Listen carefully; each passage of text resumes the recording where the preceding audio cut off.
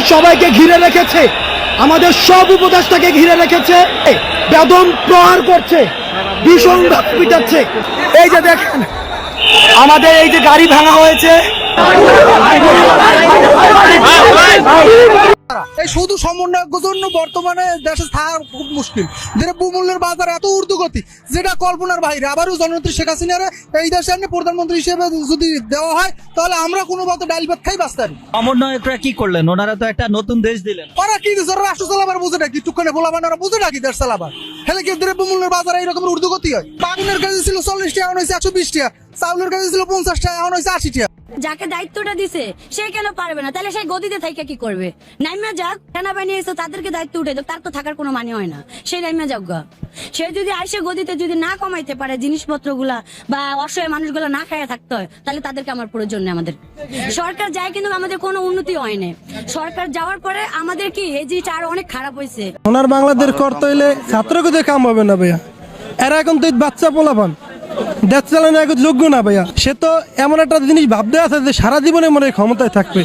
আজকে 3 মাস গেছে যে শেখ হাসিনা, এখন তো সে নির্বাচনে কোনো কিছু করেই নেই। তা ডক্টর ইউনূস সে কি করলো বলেন? আজকে দেন পটল 100 টাকা কেজি, পেঁয়াজ 150 টাকা কেজি। এটা কি সাধারণ জনগণে খাইতে পারবে? এই 3 মাসে কি দেশের উন্নয়ন কথা, আর বরং ক্ষতি করছে দেশের। এই আওয়ামী লীগ যে আন্দোলন করতে এনে বাধা, বিএনপি এনে বাধা, মারামারি ধরাধরি, আমরা এটা চাই না। এই ছাত্ররা দেখেন আপনি, ওরা এখন লেখাপড়া করুক। যখন শেখ হাসিনা চলে গেছে তারপর ডক্টর ইউনূসের কাম আছিল কি? ওদেরকে অন্তে নামাই দেওয়া। আমরা গরিব, আমরা যেভাবে খাইতে পারি খাইয়া বাঁচতে পারি, আমাদের ভবিষ্যতের দরকার নাই। আমরা খাইয়া বাঁচতে পারি, আমার মা নাই, বাপ নাই, স্বামী নাই, সন্তান নাই, আমরা কি করে খাবো? আমি ভ্যান চালায় খাই, আমি মহিলা মানুষ ভ্যান চালা খাই। দেন আমার অবস্থায় কি? আগে সরকারের আমলে ডাইল ভাত খাইতে পারছি, আমি ভ্যানে করে আলু পেঁয়াজ বেচছি, কিন্তু আমি এখনো চলতে পারতাছি না, না পারতাছি বেচতে, না পারতাছি খাইতে। শেখ হাসিনার আমলে 1 কেজি আলুর দাম আছিল 40 টাকা, আর এখন 1 কেজি আলুর দাম হয়েছে 80 টাকা। শেখ হাসিনা আবার আসবে ক্ষমতায় এবং এই দেশ শেষ আবার শাসন করবে। ভয়তে মানুষ বলে না, আমাদের তো কোনো ভয় নাই, কাউকে ভয় পাই না, এক আল্লাহকে ছাড়া কাউকে ভয় পাই না। বাজারে গেলে বাজার সামাল দিতে তখন মানুষের হিমজিম গায়ে থাকতে হয়। উনি ক্ষমতা আবার ওনার হাতে, যে দেশের জনগণ ওনার হাতে আবার দিয়ে দেবে দেশ, কারণ উনি ছাড়া নিরাপদ না, কেউই নিরাপদ না। উনি ছাড়া এই দেশ চালানোর কোনো যোগ্য ব্যক্তি বাংলাদেশে নাই। এটা জ্যোতিষশাস্ত্র আমার ব্যক্তিগত অভিজ্ঞতা থেকে, আমার বয়স তো কম হয়নি, তো আমার ব্যক্তিগত অভিজ্ঞতা থেকে এবং জ্যোতিষশাস্ত্রে থেকেও বলছি, এবং আধ্যাত্মিক একটা বিষয় আছে যেগুলা কানেকশন হয় আমাদের, সেই কানেকশন থেকেই বলছি শেখ হাসিনা আবার আসবে ক্ষমতায় এবং এই দেশ শেষ আবার শাসন করবে এবং দেশ ভালো অবস্থায় নিয়ে যাবে। ছোট ছোট বাচ্চারা দেশ চালাইবে কেমনে? ওরা কি বোঝে? ওরা তো ঠিকমতো ইংলিশই পারে না। এই যে ডক্টর ইউনূস, সে আবার কিসের দেশ চালাইবে? সে তো আমেরিকার দালাল, সে সুদ খায়। এদেরকে গদিতে বহাইছে কেরা? চেয়ার দিচ্ছে কেরা?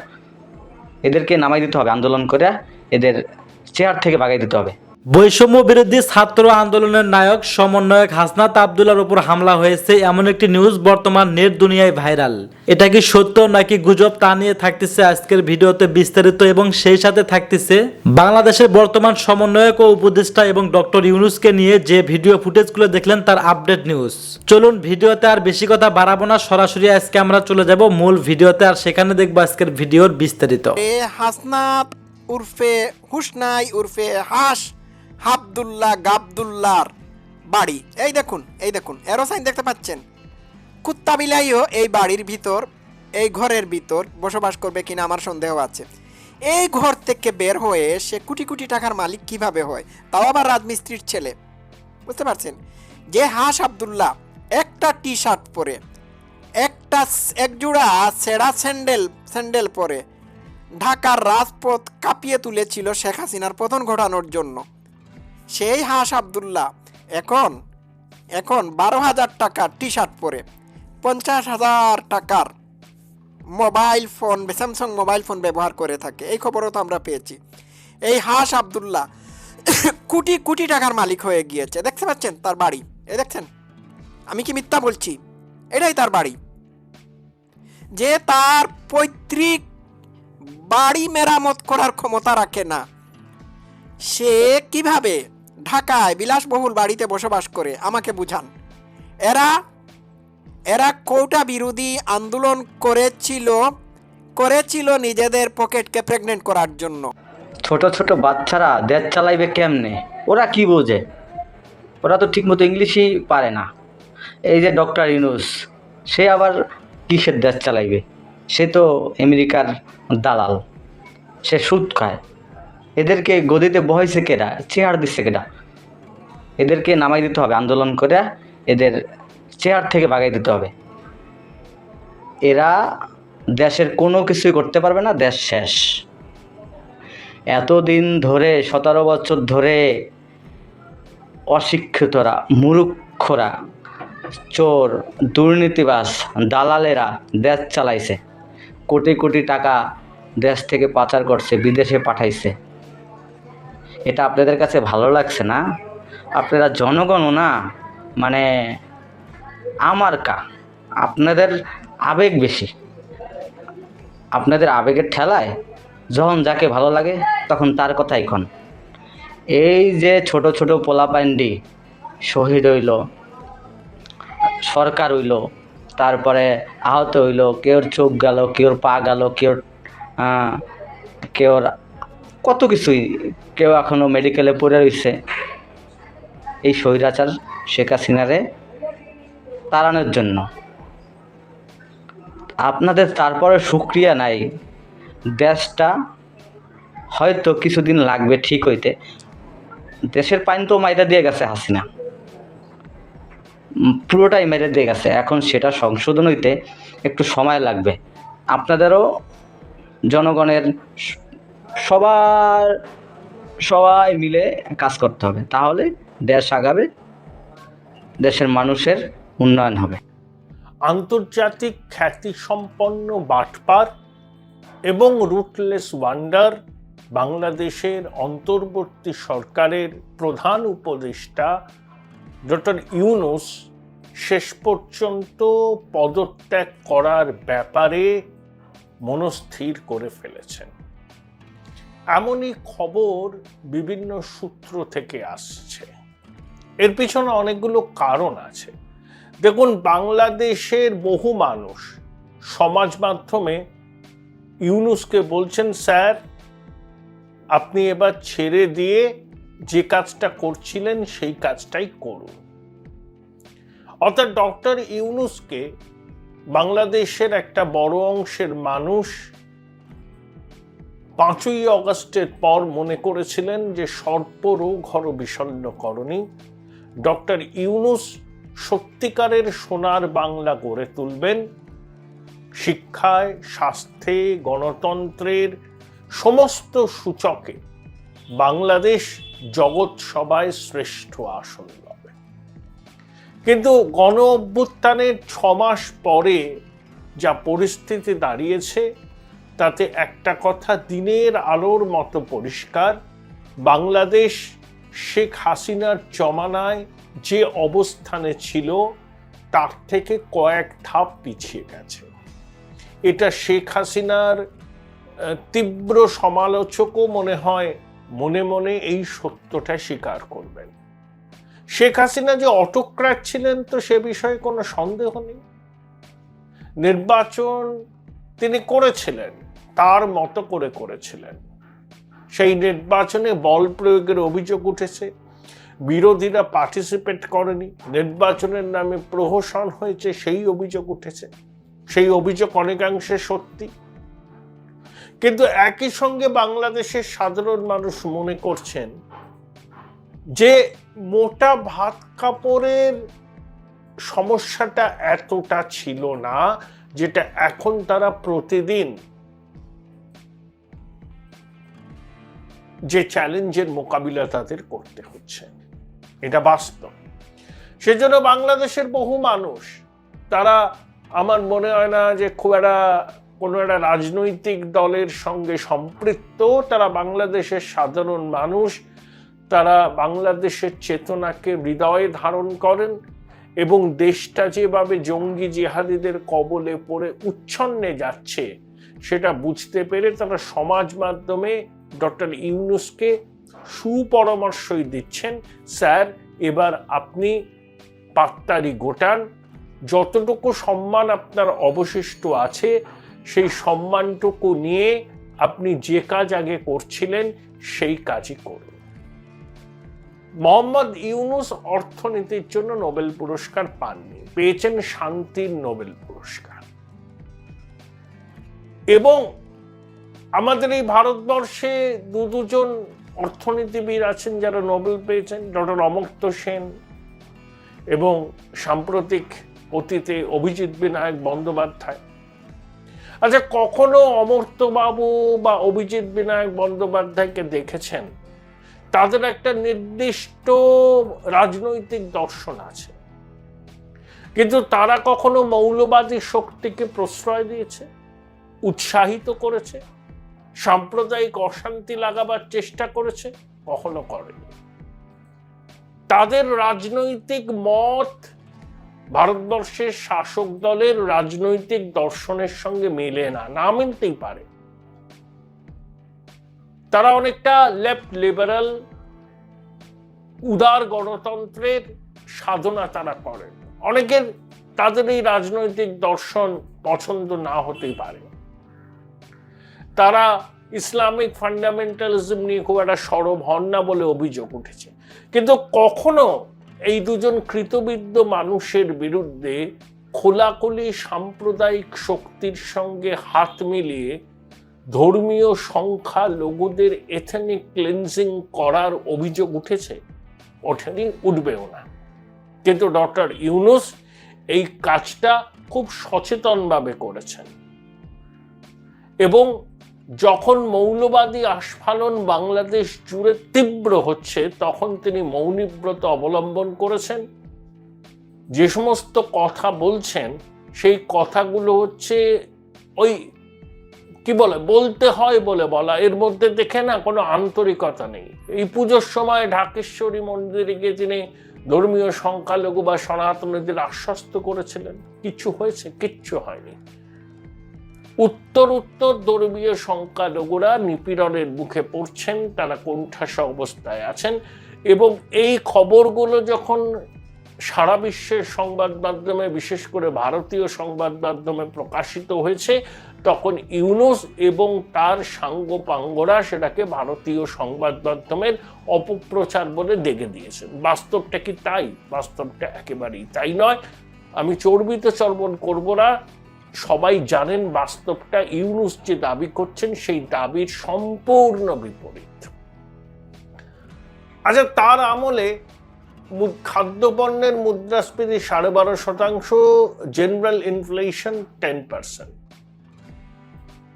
এই যে বিদেশি মুদ্রার ভাড়ার বাংলাদেশে, তার অধিকাংশই তো আমদানি করেছে যেসব জিনিস বিভিন্ন দেশ থেকে, বিশেষ করে ভারতের কাছ থেকে, সেই আমদানির খরচ মেটাতে ব্যয় হয়ে যাবে।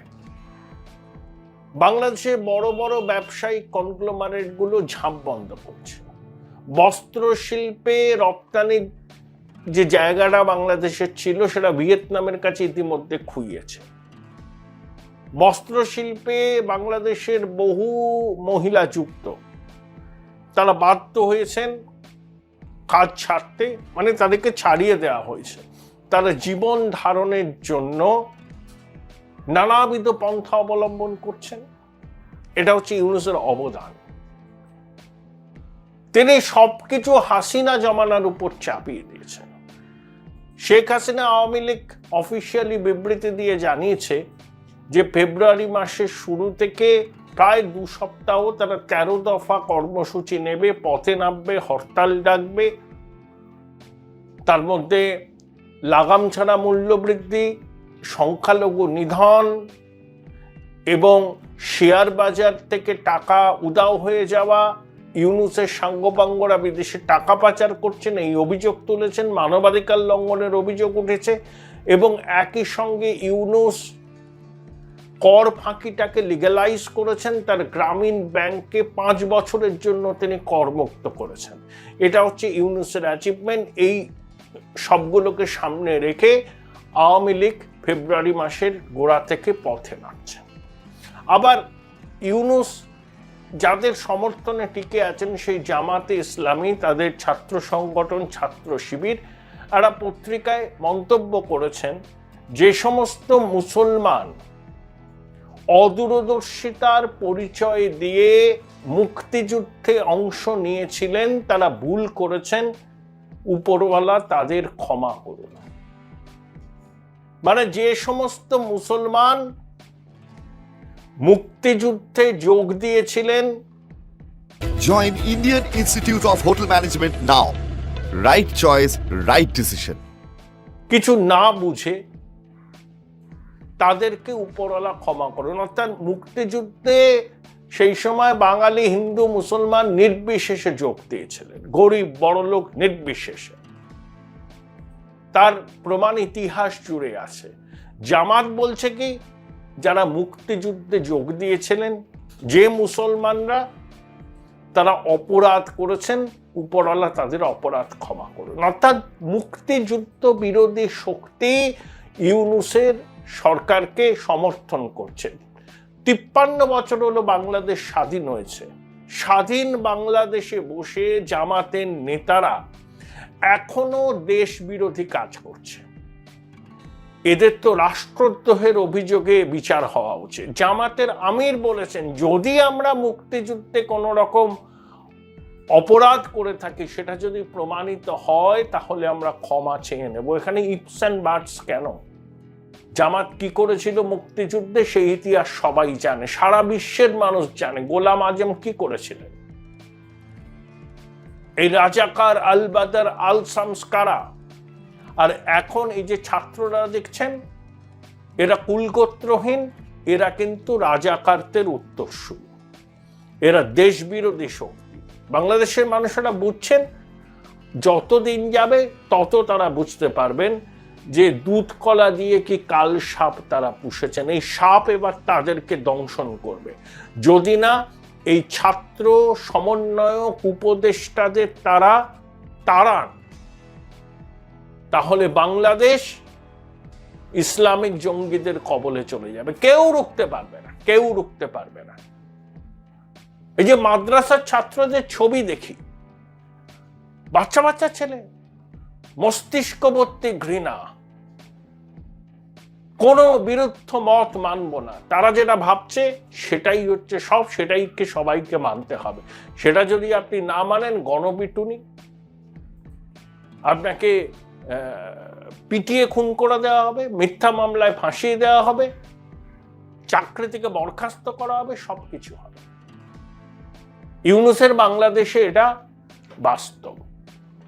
কিন্তু ইউনূস যাদের ব্যাকিংয়ে এতদিন ক্ষমতায় ছিলেন, সেই মহলটার অবস্থানে দুর্বল হয়েছে। আমেরিকার ডিপ স্টেট, ক্লিন্টন ফাউন্ডেশন, ডেমোক্র্যাটদের যে অংশটা বিল ক্লিন্টন, হিলারি ক্লিন্টনের খুব অনুগত, তারাই কিন্তু এই বাংলাদেশের অভ্যুত্থানটাকে আড়াল থেকে পরিচালনা করেছে।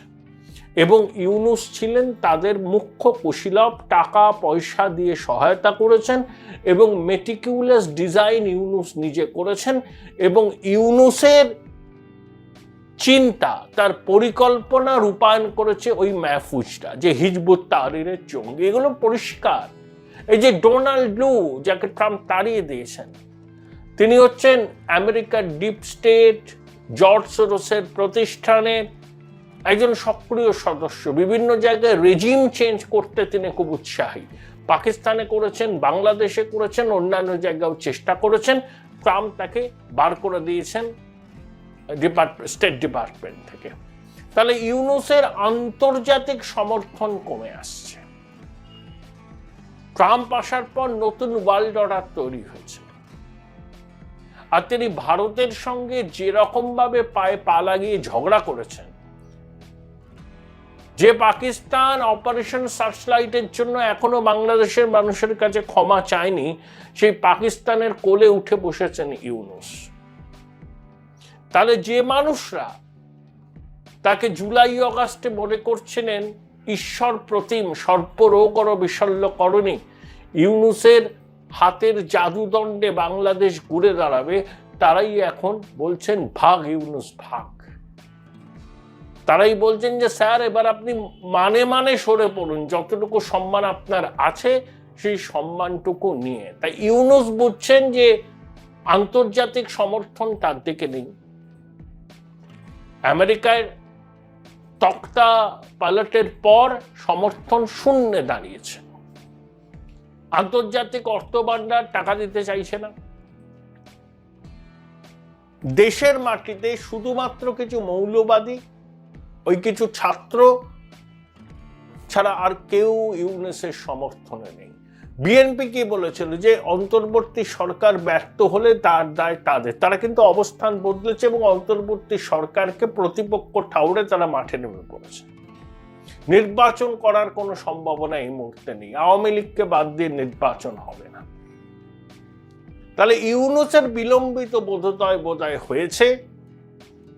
কিছুদিন আগে একটা ইংরেজি সংবাদপত্রে সাক্ষাৎকার দিয়ে তিনি বলেছিলেন যে তিনি পাচ্ছেন না, তিনি হতাশ। সেই হতাশা দিনে দিনে বাড়ছে এবং সম্ভবত বিভিন্ন মহল থেকে যে খবরাখবর আসছে, হি has made up his mind যে এনাফ ইজ এনাফ। এই জিনিসটা তার কাজ নয়। তিনি নিছক প্রতিহিংসার বশে বাংলাদেশকে 3 দশক পিছিয়ে দিয়েছেন শুধুমাত্র নিজের স্বার্থ চরিতার্থ করার জন্য। History will not be kinder to him. ইতিহাসের বিচার খুব নির্মম এবং ইতিহাস ইউনূসকে একজন অপরাধী হিসাবে বিচার করবে, যে শুধুমাত্র ব্যক্তিগত প্রতিহিংসা চরিতার্থ করার জন্য একটা স্বাধীন সার্বভৌম গণতান্ত্রিক রাষ্ট্রের মৌলিক কাঠামোগুলোকে তিনি ধ্বংস করে দিয়েছিলেন। ইউনূস নিজে নাস্তিক, 5 ওয়াক্ত নামাজ পড়েন কিনা জানি না। জামাতের যা দর্শন, এই যে মৌলবাদীদের যে দর্শন, একজন আদর্শ মুসলমান সম্পর্কে ইউনূস তার ধারে কাছে দিয়ে যান না। তা সত্ত্বেও মৌলবাদীরা ইউনূসকে কেন সমর্থন করেছেন? একটাই কারণ, ওই যে বললাম, রুটলেস ওয়ান্ডার। ওর তো কোনো জনভিত্তি নেই। তা জামাত এবং মৌলবাদীরা বুঝেছে এই লোকটাকে ফেস হিসাবে সামনে রাখলে পরে যা ইচ্ছা তাই করা যাবে, নিজেদের এজেন্ডাগুলোকে চরিতার্থ করা যাবে। আর এই লোকটারা রাজনৈতিক দল করার চেষ্টা করেছিল, অচিরে যখন দেখলো সেটা হচ্ছে না, পাত্তারি গুটিয়ে রণে ভঙ্গ দিয়েছিল। কিন্তু মনে সুপ্ত বাসনা ছিল দেশের সর্বোচ্চ ক্ষমতার শিখরে পৌঁছানো। সেটা সে পৌঁছলো ব্যাকডোর দিয়ে, চক্রান্ত করে, উৎখাত করে নিজের প্রতিহিংসাকে চরিতার্থ করলো। তাহলে এই ধরনের রুটলেস ওয়ান্ডার যখন at the helm of the affairs থাকে, তখন মৌলবাদীরা তাকে নিজেদের হাতের পুতুল হিসাবে ব্যবহার করে।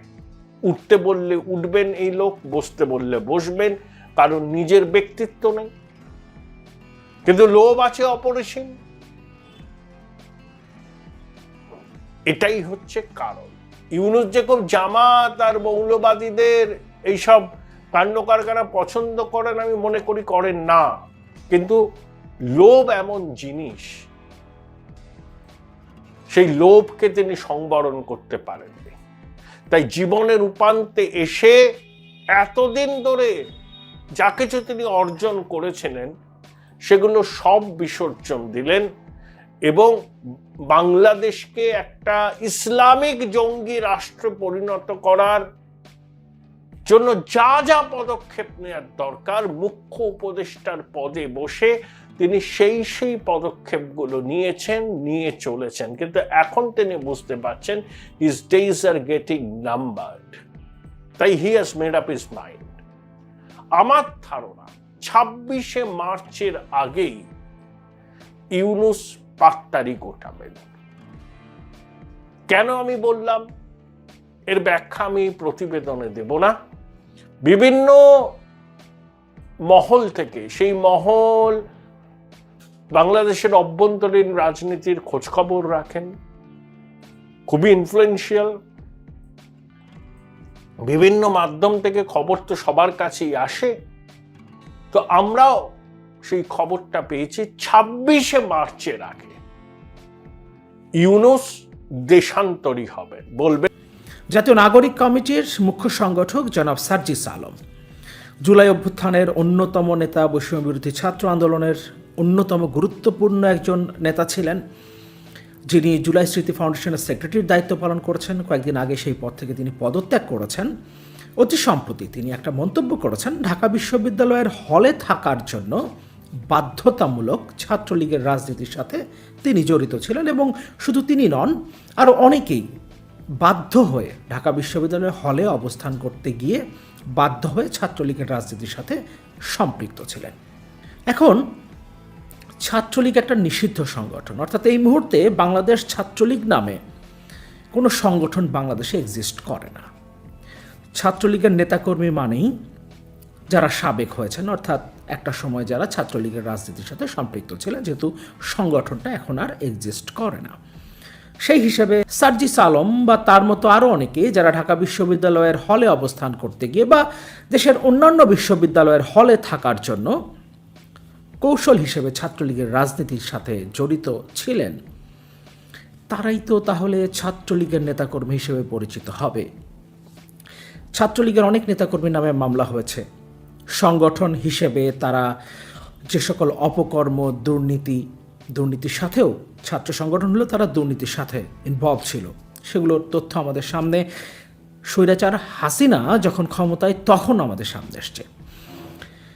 যে সকল নিপীড়ন, নির্যাতনের সাথে তারা জড়িত ছিল, সে কারণে সাংগঠনিকভাবে, সংগঠন হিসেবে তাদের বিরুদ্ধে মামলা হয়েছে, মামলা হবে, তাদের বিচার হবে, হতে হবে তাদের বিচার। এখন সেই সংগঠনে যে সময় নিপীড়ন, নির্যাতনগুলো চালানো হয়েছে, সেই অপকর্ম, অন্যায়গুলো যখন হয়েছে, সেই সময় যারা নেতাকর্মী ছিলেন তাদের বিরুদ্ধেই তো মামলা হবে, তাদেরই তো বিচার হবে, সেটাই তো হবার কথা। তাহলে সার্জিস আলম কিংবা সাদিক কায়েমরা তখন যে সময়ের অপকর্মের জন্য ছাত্রলীগের বিরুদ্ধে মামলা হচ্ছে, আবারও বলি, হওয়াটাই উচিত এবং তাদের বিচার হতে হবে, তাহলে তারা কি বিচারের আওতায় আসবেন নাকি তাদেরকে বিচারের আওতায় আনা হবে না? আর যদি না আনা হয় তাহলে কেন আনা হবে না? এখন ছাত্রলীগের সেই সময়ের নেতাকর্মী যদি দাবি করেন আমরাও বাধ্য হয়ে ছাত্রলীগ করেছি, হলে থাকার জন্য বাধ্য হয়ে ছাত্রলীগ করতে হয়েছে, কিন্তু আমি আসলে ছাত্রলীগ ছিলাম না, ছাত্রলীগ করিনি, মন থেকে ছাত্রলীগ করিনি, বাধ্য হয়ে ছাত্রলীগ করেছি।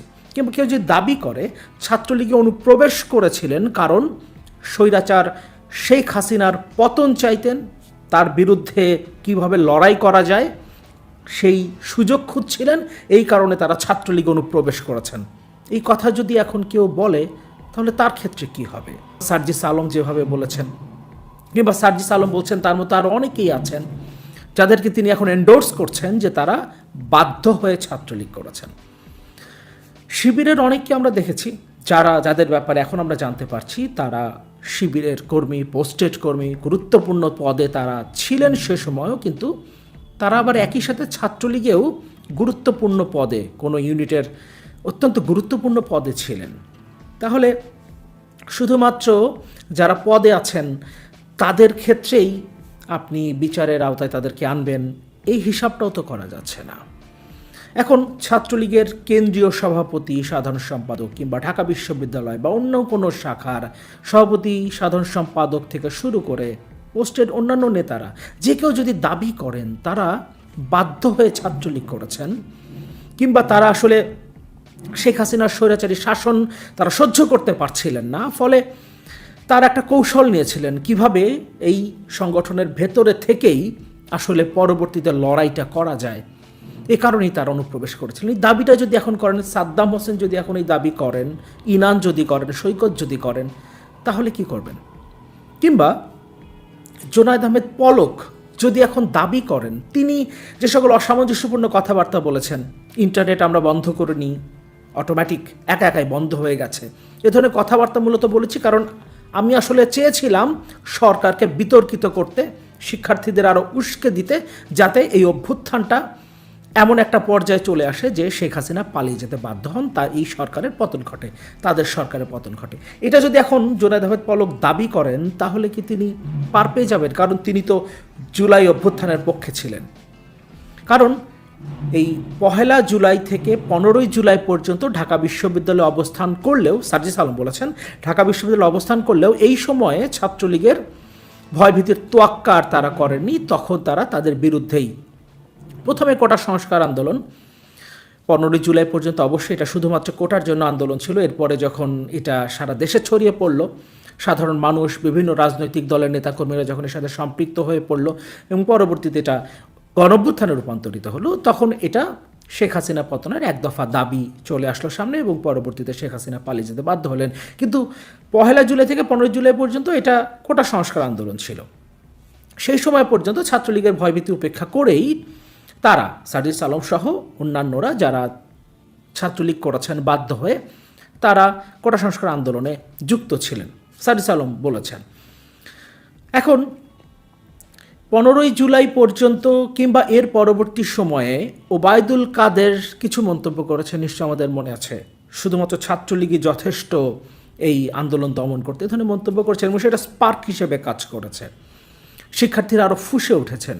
এখন ওবায়দুল কাদের যদি দাবি করেন তিনি আসলে চেয়েছিলেন যে শিক্ষার্থীদেরকে আরও উস্কে দিতে, এই অভ্যুত্থানে একটা স্পার্ক হিসেবে তার বক্তব্য কাজ করবে, সেই চিন্তা করে তিনি কথাগুলো বলেছিলেন, তিনি আসলে জুলাই অভ্যুত্থানের পক্ষে ছিলেন, তাহলে ওবায়দুল কাদের কি পার পেয়ে যাবেন? কারণ 1 জুলাইয়ের আগ পর্যন্ত সার্জিস আলম, সাদিক কায়েমরা তো আরও অনেক পরে সামনে এসছেন, তারা নিজেদের আসল পরিচয়টা দিয়েছেন। ফলে 1 জুলাইয়ের আগ পর্যন্ত যে অপকর্ম হয়েছে সেগুলোকে আমরা না ধরে যদি 1 জুলাইয়ের পর থেকে আসলে আমার অবস্থান কি ছিল সেটা ধরে নেই, তাহলে ওবায়দুল কাদের যদি দাবি করেন আমি আগে একটা সময় আওয়ামী লীগের সাধারণ সম্পাদক হিসেবে স্বৈরাচারী শেখ হাসিনা সরকারকে সার্ভ করেছি, আওয়ামী লীগের সাধারণ সম্পাদক ছিলেন, সুতরাং 2014, 18, 24-এর নির্বাচন যেটা হয়েছে, যে নির্বাচন আমি যে সার্কাস বা ডামি নির্বাচন যেটাই বলি না কেন, সেগুলোতে তিনি অন্যতম মুখ্য ভূমিকা পালন করেছেন। কিন্তু 1 জুলাইয়ের পর থেকে তিনি আসলে চেয়েছিলেন ছাত্রদের পক্ষে থাকতে, অভ্যুত্থানের পক্ষে থাকতে, এই কারণে তিনি এলোমেলো মন্তব্য করেছেন যাতে অভ্যুত্থানে একটা স্পার্ক তৈরি হয়। পলকও একই রকম দাবি করতে পারেন, সেক্ষেত্রে কি তারা পার পেয়ে যাবেন? কারণ 1 জুলাইয়ের যদি আপনি দাবি করেন এবং সেটা যদি বিশ্বাসযোগ্য করে তুলতে পারেন, সেক্ষেত্রে 1 জুলাইয়ের আগের যে অপকর্ম, সংগঠন হিসেবে আপনি যে সংগঠনের সাথে ছিলেন সেই সংগঠনের অপকর্ম আপনার গায়ে আর যদি না লাগে, সেক্ষেত্রে ওবায়দুল কাদের কিংবা জুনায়েদ আহমেদ পলকরা কি পার পেয়ে যাবেন? এটা একটা প্রশ্ন কিন্তু তৈরি হয়। এই প্রশ্নটা মাথায় ছিল না, হঠাৎ করে সার্জিস আলমের মন্তব্যের পর প্রশ্নটা সামনে আসলো। এবং সার্জিস আলমের মন্তব্যের পর আরেকটা বিষয় আমার ভেতরে কাজ করছে, কথাটা একটু বলে রাখা ভালো। নাহিদ ইসলাম কয়েকদিন আগে বিবিসিকে একটা সাক্ষাৎকার দিয়েছেন এবং সেখানে তিনি যে ভাষায় কথা বলেছেন, একটু এক্স্যাক্টলি ভাষাটাই আমরা একটু দেখি। প্রথম আলো যে রিপোর্ট করেছিল সেটার হেডলাইন এমন ছিল, বিবিসি বাংলাকে নাহিদ ইসলাম, বিএনপির কথা টোন আওয়ামী লীগের সাথে মিলে যাচ্ছে। এরপর আব্দুল হান্নান মাসুদ একদিন বা দুদিন পরেই একটা অনুষ্ঠানে বক্তব্য রেখেছিলেন এবং সেখানে তার বক্তব্যটা এমন ছিল, বিএনপির ভাষার সঙ্গে আওয়ামী লীগের ভাষা মিলে যাচ্ছে, বিএনপির ভাষার সঙ্গে আওয়ামী লীগের ভাষা মিলে যাচ্ছে আব্দুল হান্নান মাসুদ। এবং নাহিদ ইসলাম বলছেন বিএনপির কথার টোন আওয়ামী লীগের সাথে মিলে যাচ্ছে। এখন আমি তো দেখতে পাচ্ছি নাহিদ ইসলাম অর্থাৎ সরকারের একজন উপদেষ্টা, যিনি দাবি করছেন যে নতুন যে রাজনৈতিক দল তারা করছেন কিংবা বৈষম্য বিরোধী ছাত্র আন্দোলন, জাতীয় নাগরিক কমিটি, এদের সাথে তাদের কোনো সম্পৃক্ততা নেই, এখন পর্যন্ত নেই, যদি কখনো হয় তাহলে তারা পদত্যাগ করবেন, এখন তারা সম্পৃক্ত নন। অর্থাৎ সরকারের ছত্রছায়ায় থেকে সরকারের সহযোগিতা নিয়ে কিংবা সরকারে থাকার সুবিধা নিয়ে তারা দল করছেন না, যে দাবিটা নাহিদ ইসলাম করছেন তার কথার টোনের সাথে তো আমি দেখতে পাচ্ছি বৈষম্য বিরোধী ছাত্র আন্দোলনের মুখ্য সংগঠক আব্দুল হান্নান মাসুদের বক্তব্য একদম একই টোন না ঠিক, একদম লাইন মিলে যাচ্ছে, শব্দ মিলে যাচ্ছে। তাহলে আসলে কার কথার টোনের সাথে কার কথা মিলছে? এখন নাহিদ ইসলাম বা আরও দুজন যারা আছেন, আসিফ কিংবা মাহফুজ আলম, তিনজনকেই আমি ব্যক্তিগতভাবে চিনি। তাদের সাথে ব্যক্তিগতভাবে খুব সুন্দর একটা সম্পর্ক ছিল এবং তাদেরকে অবশ্যই শ্রদ্ধা করি। তারা বয়সে অনেক কম হলেও তাদেরকে শ্রদ্ধা করি, কারণ জুলাই অভ্যুত্থানের সময় অন্তত আসিফ এবং নাহিদ, মাহফুজ আলম পেছনে ছিলেন, মাস্টার মাইন্ড ছিলেন, সেগুলো আমাদের সামনে আসেনি, কিন্তু অন্তত আসিফ এবং নাহিদ যে ভূমিকা পালন করেছেন তার জন্য তাদেরকে স্যালিউট জানাই। এবং এটা বরাবর সবসময় জানাবো, বাংলাদেশ যতদিন থাকবে ততদিন পর্যন্ত তাদেরকে জুলাই অভ্যুত্থানের জন্য বাংলাদেশের জনগণ সম্মান করবে, শ্রদ্ধা করবে। গণতন্ত্র যারা আমরা চেয়েছি, আমরা যারা লড়াই করেছি, গণতন্ত্রের পক্ষে আমরা যারা ছিলাম, তারা সবাই তাদেরকে শ্রদ্ধা করবে। কিন্তু আসিফ এবং নাহিদ কিংবা মাহফুজ আলম তারা একটা সময় গিয়ে যদি ওই রাজনৈতিক সংগঠনের সাথে যুক্ত হন, তাহলে ঠিক সেই সময় থেকেই তারা আসলে নিরপেক্ষ হয়ে গেলেন এবং তার আগ পর্যন্ত তারা যে সরকারে থাকলেন এবং সেই সময়ের মধ্যে ওই দল যে বিকশিত হলো সেখানে তাদের কোনো ভূমিকা নাই, আমরা কি সেটা ধরে নেব? ঠিক যেভাবে সার্জিস আলমরা কিংবা সাদিক কায়েমরা বের হয়ে আসলেন, বের হয়ে আসার আগ পর্যন্ত তাদের যে কর্মকাণ্ড, তারা যেখানে ছিলেন সেটার অপকর্ম তাদের গায়ে লাগছে না, ঠিক একইভাবে এখন সরকারের সাথে থেকে পরবর্তীতে সময় সুযোগ বুঝে পদত্যাগ করে তারা যদি নতুন দলে গিয়ে যুক্ত হন, তাহলে কি ওই দলটা নিরপেক্ষ ছিল, সরকারের কোনো সহযোগিতা নেয় নাই, সরকারের ছত্রছায়ায় থেকে দলটা গঠিত হয়নি, মানে যেটাকে আমরা কিংস পার্টি বলি, সেটাকে আর কিংস পার্টি বলা যাবে? ধন্যবাদ প্রিয় দর্শকবিন্দু, আমাদের ফুল ভিডিওটি দেখার জন্য আপনাকে জানাই অসংখ্য ধন্যবাদ। তো বন্ধুরা, এতক্ষণ আপনারা যে ভিডিও ফুটেজগুলো দেখলেন, এই ভিডিও ফুটেজ নিয়ে আপনাদের কি মন্তব্য এবং আপনাদের এই ডক্টর ইউনূস এবং এই সমন্বয়ক হাসনাত আবদুল্লাহ এবং সার্জিসকে নিয়ে আপনাদের কি মন্তব্য, অবশ্যই সেটা কিন্তু কমেন্ট বক্সে লিখতে ভুলবেন না। আর হ্যাঁ, বর্তমান নেট দুনিয়ায় যে বিষয়টি ভাইরাল, যে সমন্বয়ক হাসনাত আবদুল্লাহর উপর হামলা হয়েছে, বা আবার অনেকেই দেখতেছি লিখতেছে সমন্বয়ক হাসনাত আবদুল্লাহর উপর গণধোলাই করা হয়েছে, এগুলো আসলে একটা ফেক এবং এগুলো হচ্ছে গুজব।